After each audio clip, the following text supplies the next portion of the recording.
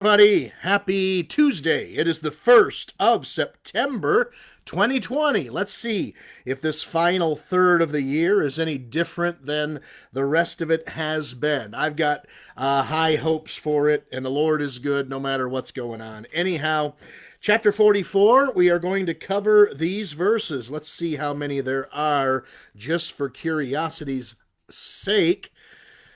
Let's see here. 34 verses in 44. So we're going to read through this, and it's a continuation of the story that we've been seeing the last couple of days. Now, remember, Joseph had been put into prison, and then he had interpreted dreams for a butler and a baker.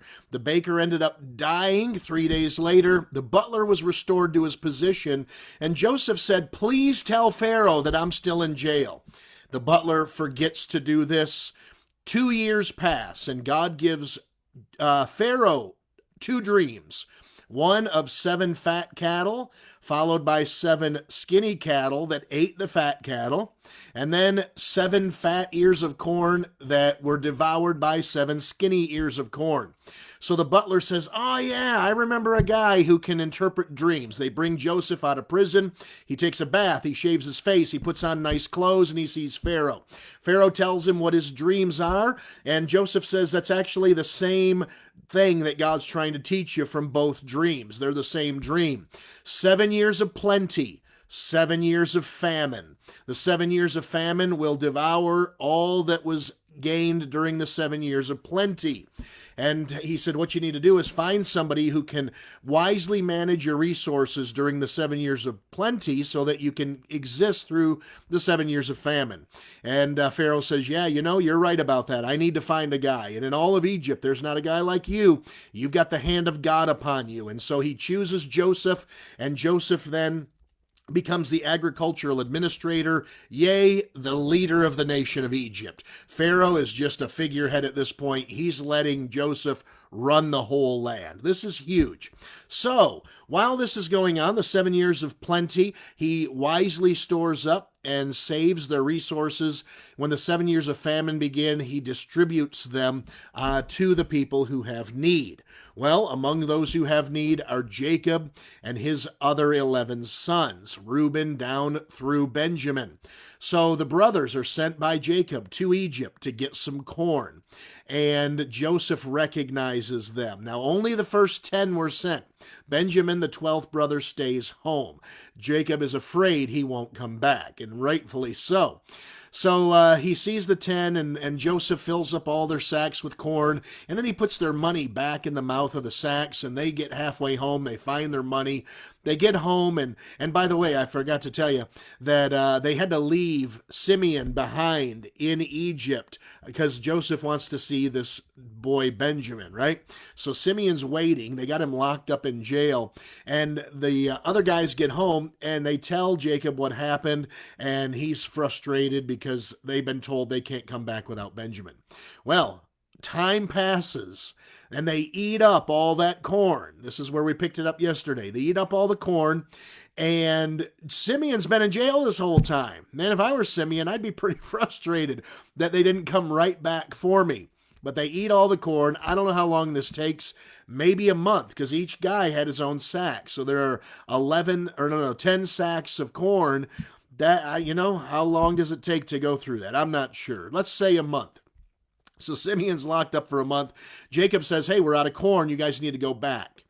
And Judah said, don't you remember, we can't come back unless we bring Benjamin. Jacob says, I'm not going to let you bring Benjamin. I'll never see him again. And Judah says, look, you can kill me. I'll become your servant for life. And Reuben, the day before, or the trip before, said, you can kill my 2 sons, your grandkids. We talked about that. So reluctantly, Jacob says, fine, go. We need the corn or we're going to die.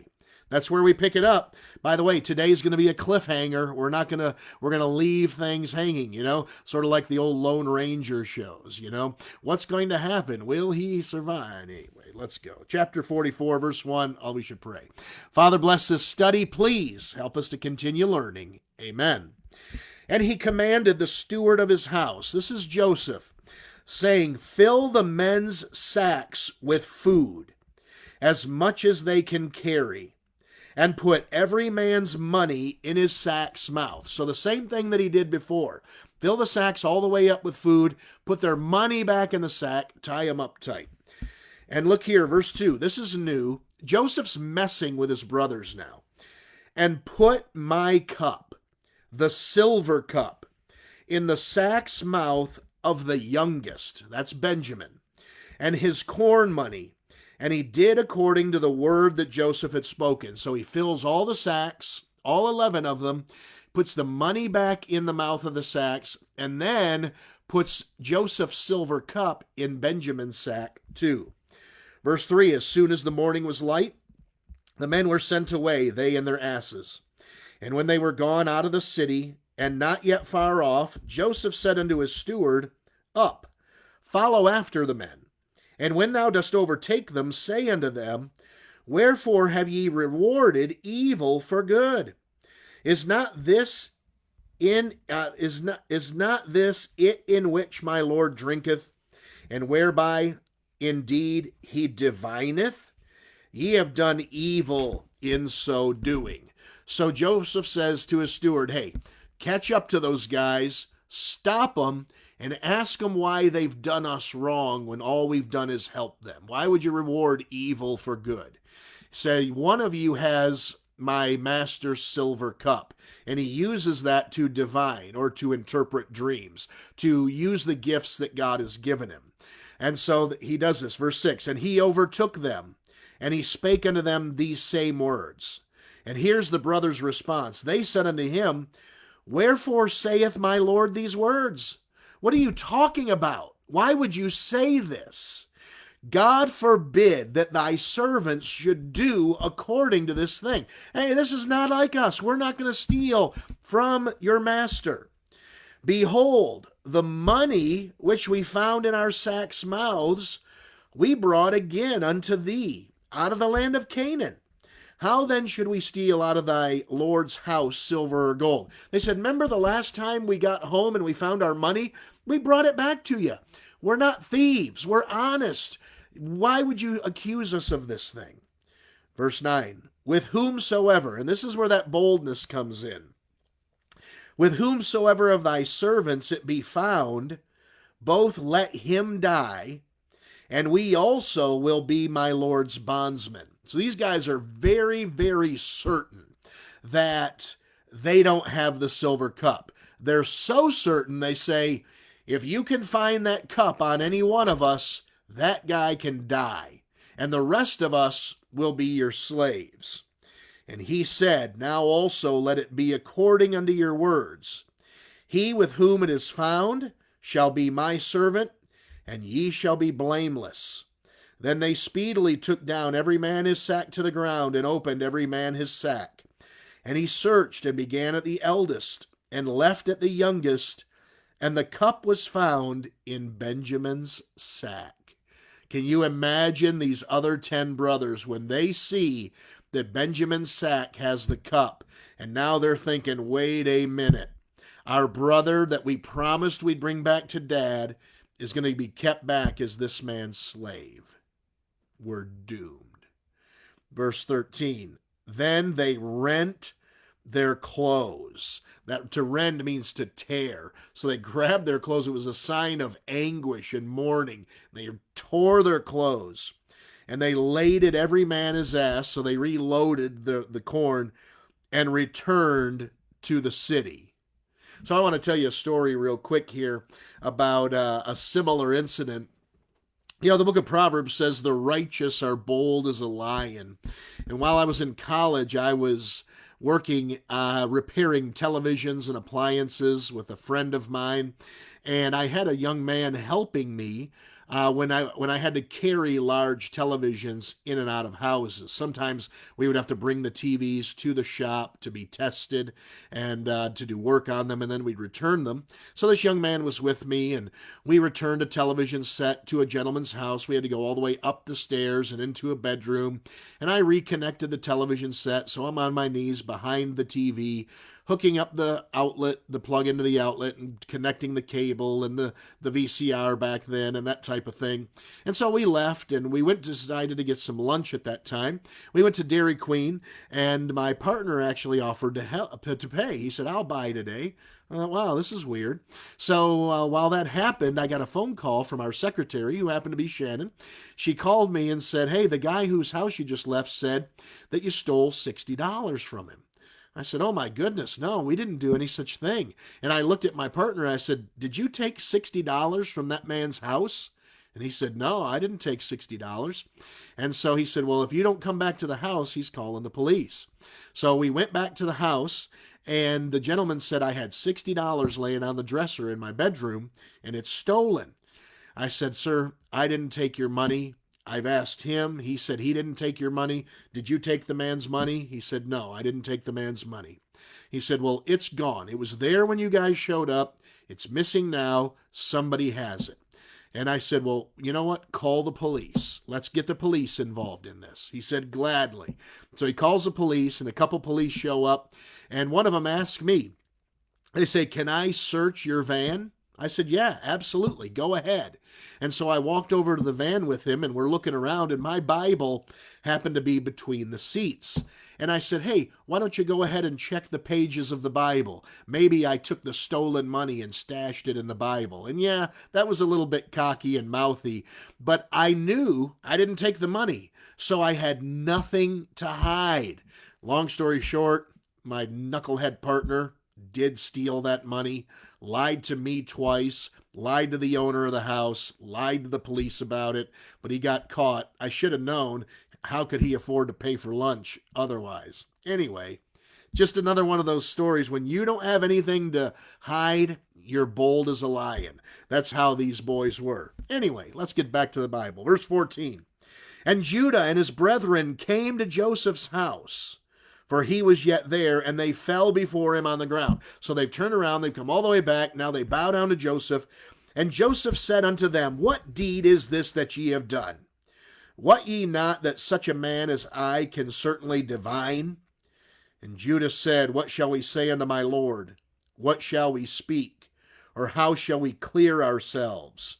God hath found out the iniquity of thy servants. Behold, we are my Lord's servants, both we, and he also with whom the cup is found. And he said, God forbid that I should do so. But the man in whose hand the cup is found, he shall be my servant. And as for you, get you up in peace unto your father."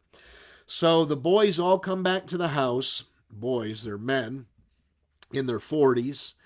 And except for Benjamin, he's younger than Joseph. And so they say, "What can we say?" And Joseph says, "I'm a diviner. God tells me things. How you think you were going to get away with this?" And they said, we had no idea. "We will all stay and be your servants." And Joseph says, "Nope, I don't need you 10. I'm just going to keep the boy who stole the cup," which is Benjamin. Joseph's trying to keep Benjamin in Egypt. And he's really, really stressing out his brothers, which is fine, right? Do you feel sorry for these guys? Because I don't. They're snakes. They're shysters. They were going to murder Joseph. I don't care. All the emotional turmoil, if I can talk, emotional turmoil that they're going through, not interested. Cry me a river, right? And they even acknowledge God is judging us for our iniquities. What iniquities do they mean? 20 years ago, when they threw their brother into a pit. So listen to this plea that Judah makes. I'm going to read down through it. "Then Judah came near unto him and said, O my Lord, let thy servant, I pray thee, speak a word in my Lord's ears. And let not thine anger burn against thy servant, for thou art even as Pharaoh." Meaning he has as much control and rule in Egypt as Pharaoh does. "My Lord asked his servant, saying, Have ye a father or a brother? And we said unto my Lord, We have a father, an old man, and a child of his old age, a little one. And his brother is dead, and he alone is left of his mother, and his father loveth him." So remember, Joseph and Benjamin are the only children from Rachel, Jacob's favorite wife. Joseph, he's been told, is dead. So all he has left from Rachel is Benjamin. Verse 21, and thou saidst unto thy servants, bring him down unto me, that I may set mine eyes upon him. And we said unto my Lord, the lad cannot leave his father, for if he should leave his father would die. Remember, you said you wanted to see him? And we said, but he can't. He's the favorite son of my father and his favorite wife. We can't bring him, or our father would die. And thou saidst unto thy servants, except your youngest brother come down with you, ye shall see my face no more. You told us that if we didn't bring him back, you weren't going to give us any more food. And it came to pass, when we came up unto thy servant my father, we told him the words of my Lord. And our father said, go again and buy us a little food. And we said, we cannot go down. If our youngest brother be with us, then will we go down, for we may not see the man's face, except our youngest brother be with us. And thy servant my father said unto us, ye know that my wife bare me 2 sons, and the one went out from me, and I said, surely he is torn in pieces, and I saw him not since. If ye take this also from me, and mischief befall him, ye shall bring down my gray hairs with sorrow to the grave. So Judah's just reiterating everything we already know about this whole story. Okay, he wants to see Benjamin, or we can't get any more food. Well, that's not happening. Every time you guys leave with one of Rachel's boys, he doesn't come back. And so time passes, they eat the corn. I need you to go get more corn, fellas. We can't go unless we bring Benjamin. You're not bringing Benjamin. We're all going to die if we don't get more food. Fine, take Benjamin with you. But if he doesn't come back, I'm going to die. Verse 30. So here's the plea that Judah makes to Joseph. Now therefore, when I come to thy servant my father, and the lad be not with us, seeing that his life is bound up in the lad's life, it shall come to pass when he seeth that the lad is not with us, that he will die. And thy servant shall bring down the gray hairs of thy servant our father with sorrow to the grave. For thy servant becometh surety for the lad unto my father, saying, if I bring him not unto thee, then I shall bear the blame to my father forever. So Judah says, look, sir, we're your servants. My father is your servant. If we go home and we don't have this boy with us, my father is going to die. And I told my father that I would make sure that Benjamin came home. But if I don't bring him home, he's going to die. Verse 33, now therefore I pray thee, let thy servant abide instead of the lad, a bondman to my Lord, and let the lad go up with his brethren. He says, hey, let me stay and let Benjamin go home. You're still getting a servant out of the deal, but let it be me. I'm the one who stood up and said Benjamin for sure would come home. Please don't take Benjamin. You'll kill my father. Send him home. I'll stay. Verse 34, for how shall I go up to my father, and the lad be not with me, lest peradventure I see the evil that shall come on my father. Judah says, I can't go home without the boy. If you send me home without him, I have to watch my father die, and I don't want to see my father die. And that's it. That's our cliffhanger. What is Joseph going to say? I don't know. Will he let Judah stay and send Benjamin home? Will he make Benjamin stay and send the rest of them home? If they show up without Benjamin, will Jacob die? We don't know. Bum, bum, bum. Tune in tomorrow, 10 a.m. We'll find out how Joseph answers. I don't know. Maybe you've already read the story. Maybe you know how it turns out. Hey, thanks for watching. Like, love, share the post. Let people know we're out here. We're going to be done with Genesis within the week. That's incredible, isn't it? 50 chapters. What a good study it's been. Thanks for watching with us. Have a great Tuesday.